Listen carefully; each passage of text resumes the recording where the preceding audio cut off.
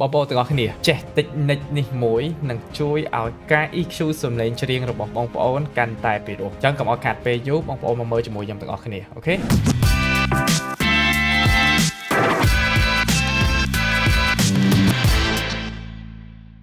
តោះអញ្ចឹងយើងមកមើលនៅលើប្រជិចរបស់យើងខ្ញុំធ្វើការបើ plugin EQ មួយអូខេនៅលើសំឡេងច្រៀង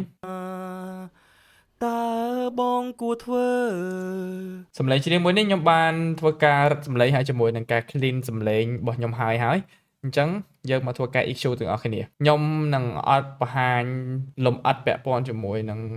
បច្ចេកទេសទូទៅនៅក្នុងការ EQ សំឡេងច្រៀងឯងខ្ញុំគ្រាន់តែចង់មកបង្ហាញតិចនិចមួយដែលប្លែកអញ្ចឹងខ្ញុំនឹងធ្វើការ EQ សំឡេងរបស់ខ្ញុំតាមធម្មតាមួយសិនហើយចាំខ្ញុំនឹងបង្ហាញបងប្អូនទាំងអស់គ្នាទៅដល់តិចនិចដែលយើងធ្វើការសម្អាត bad frequency នៅលើសំឡេងច្រៀងរបស់ខ្ញុំនេះកុំឲ្យវាមានសលេងរំខាននឹងមកហើយនឹងធ្វើឲ្យសំឡេងរបស់ខ្ញុំនឹងកាន់តែពីរោះជាងមុនតោះអញ្ចឹងខ្ញុំធ្វើការ cut low តិចឡើយនេះខ្ញុំអត់លំអិតទេណាតោះអញ្ចឹង cut low ប៉ុណ្ណាអីប៉ុណ្ណាចាំមកខ្ញុំស្ដាប់តាមហ្នឹងឲ្យត្រូវធ្វើយ៉ាងណាគឺទឹកនេត្រាហូលាពេលអូនចេញទៅមាត់រឹងថាចប់ខ្ញុំធ្វើការកាត់សំឡេងកន្លែងម្ដុំ300ជាងនេះតិចរិនស្នេហ៍លឹងលប់ស្នេហ៍អូនកើនឡើងកន្លែងហ្នឹងគឺជាសលេងប្រភេទសលេងចុងច្រមុះងល់ឡើងទ្វេខ្ញុំកាត់បន្ថែមបន្តិចទៀតចង់នៅក្បែរគ្នាដោយសារតែសំឡេងនេះរៀងស្រាលបន្តិចពេលដែលថតចូលមកខ្ញុំធ្វើការបូសកន្លែងសាច់សំឡេងនេះបន្តិចមួយជីវិតបានទេថែវាណា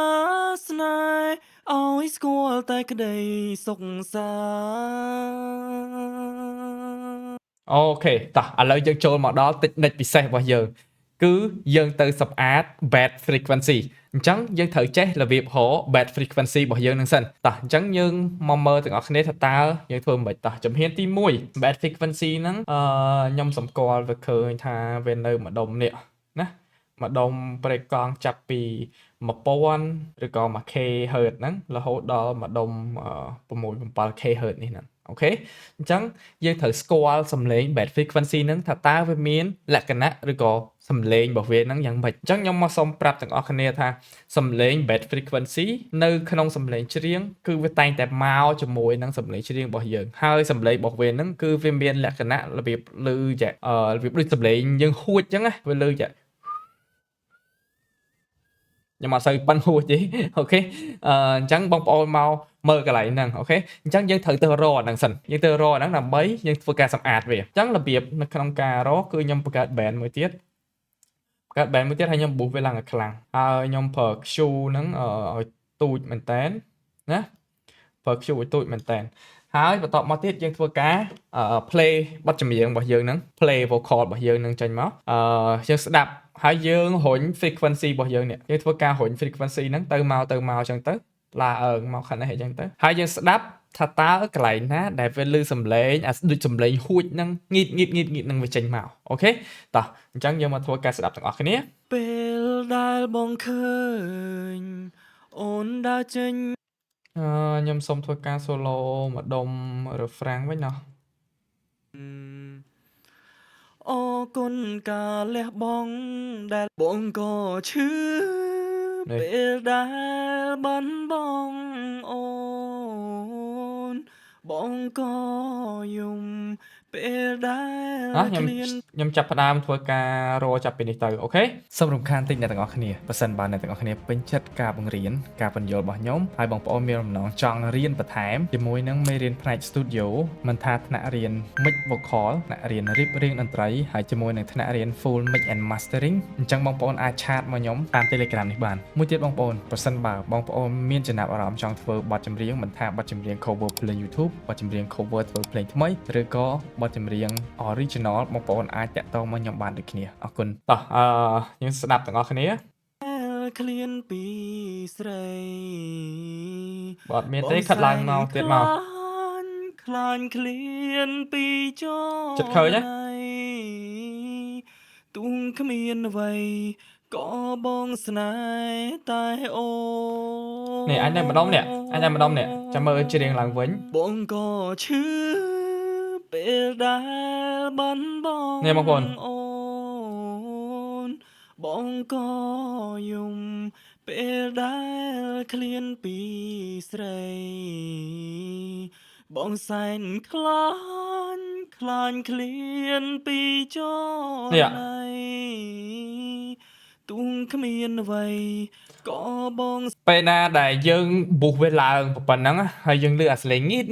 តនឹងចេញមកអាហ្នឹងហើយគឺជា bad frequency អូខេតោះអញ្ចឹងវាលើយ៉ាងម៉េចយើងមក solo ស្ដាប់ឡើងនេះ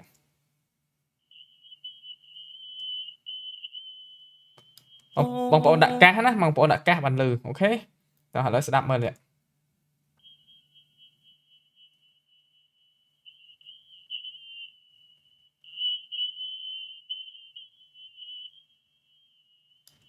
អូខេអាហ្នឹងគឺជា bad frequency របស់យើងហើយអញ្ចឹងយើងបានចំណុចនឹងមួយអូខេយើងបាន bad frequency របស់យើងនៅចំ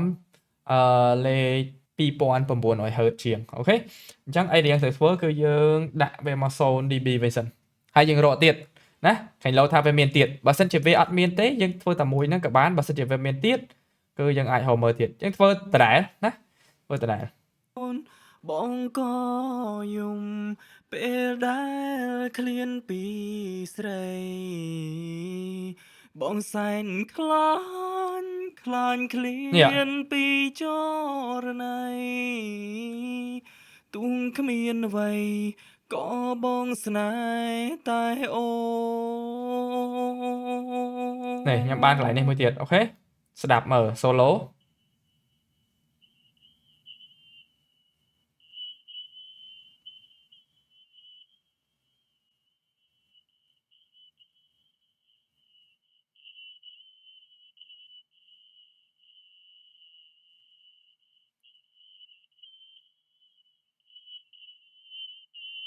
នេះកន្លែងខ្លះវាងៀតមកខ្លាំងហ្មងណាអូខេឥឡូវខ្ញុំយកកន្លែងហ្នឹងមួយទៀតអញ្ចឹងខ្ញុំដើរវាមក0តោះឥឡូវខាងមុខនេះដូចជាលេងមានហើយខ្ញុំទៅមុខទីទៀតក៏បងស្នេហ៍តែអូបងក៏ឈឺពេលដែលបានបងអូនបងក៏យំពេលដែលឃ្លានពីស្រីបងសែនខ្លាញ់ឃ្លានពីចរណៃ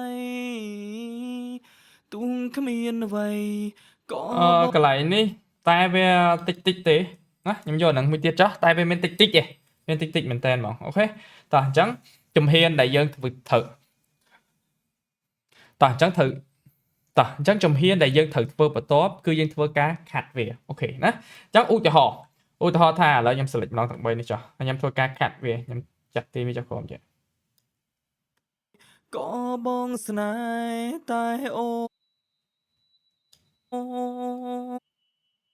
អង្គឈឺពេលដែលបានបងអូនបងក៏យំពេលដែលឃ្លានពីស្រី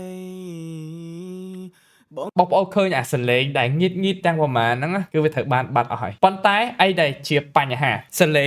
ងងៀតទាំងអស់ហ្នឹងអាសលេង bad frequency ទាំងអស់ហ្នឹងមិនមែនកើតឡើងគ្រប់ពេលទេបើសិនជាយើងធ្វើការខាត់របៀបនេះគឺវានឹងទៅប៉ះពាល់ដល់សំឡេងរបស់យើងផ្សេងទៀតដែលវាមិនមែនជា bad frequency អញ្ចឹងអីដែលយើងត្រូវធ្វើគឺយើងត្រូវប្រើបច្ចេកទេស dynamic frequency ដើម្បីជួយសម្រួលអាការងារអស់ហ្នឹងតោះអញ្ចឹងខ្ញុំទាញវាទៅ0វិញសិន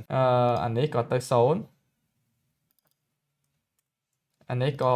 ទៅ0សិនដែរអញ្ចឹងដើម្បីធ្វើការកាត់ដោយប្រើប្រាស់ dynamic frequency បងប្អូនទាំងអស់គ្នាមកមើលនេះឥឡូវខ្ញុំ select 2នេះសិនដោយសារតែខ្ញុំចង់កាត់អា2នេះឲ្យវាខ្លាំងចង់សកត់វាឲ្យខ្លាំងកន្លែងហ្នឹងដោយសារតែវាលឺខ្លាំងហើយអាមួយនេះគឺវាលឺរៀងតិចអញ្ចឹងខ្ញុំចាំធ្វើវាម្ដងទៀតបងប្អូនមកមើលនៅកន្លែងនេះកន្លែ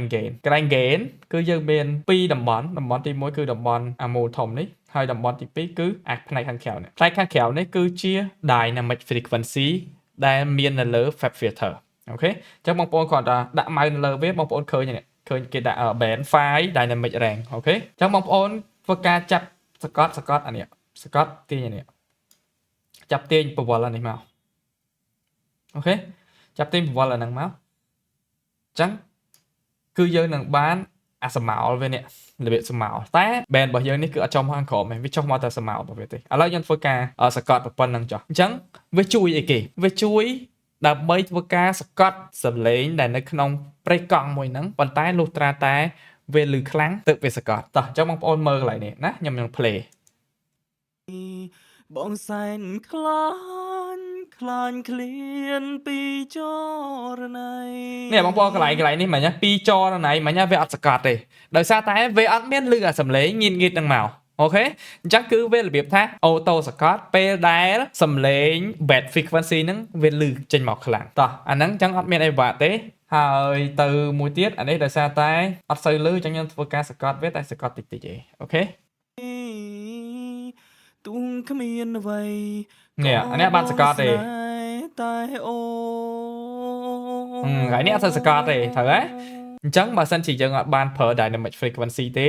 ជំនួសដោយការប្រើអាសកត់ frequency ហ្នឹងមកទាំងអស់គឺវានឹងសកត់គ្រប់ពេលអញ្ចឹងគឺវានឹងទៅប៉ះពាល់ដល់សំឡេងផ្សេងទៀតដែលអត់មាន bad frequency នៅតំបន់ហ្នឹងអញ្ចឹងសម្រាប់វីដេអូនេះគឺមានតែប៉ុណ្្នឹងទេសង្ឃឹមថាវានឹងជួយឲ្យបច្ចេកទេសនៅក្នុងការ EQ របស់បងប្អូននឹងកើនឡើងមួយកម្រិតទៀតអញ្ចឹងបងប្អូនកុំភ្លេចជួយ like ហើយជាមួយនឹង subscribe ទៅកាន់ channel របស់ខ្ញុំនេះមួយផងដើម្បីទទួលបានវីដេអូថ្មីៗជាបន្តទៀតអូកុំភ្លេចដាក់កណ្ដឹងមួយផងអូខេហើយបើសិនជាបងប្អូនចង់ចេះតិចនិចអីផ្សេងទៀតដែលបងប្អូនគិតថាជួយនៅក្នុងការមិចសម្លេងច្រៀងរបស់បងប្អូនឲ្យវាកាន់តែប្រុសបងប្អូនអាច comment សួរនៅខាងក្រោមបានខ្ញុំនឹងព្យាយាមធ្វើវីដេអូជូនបងប្អូនទាំងអស់គ្នាអូខេអញ្ចឹងសូមអរគុណសូមជម្រាបលា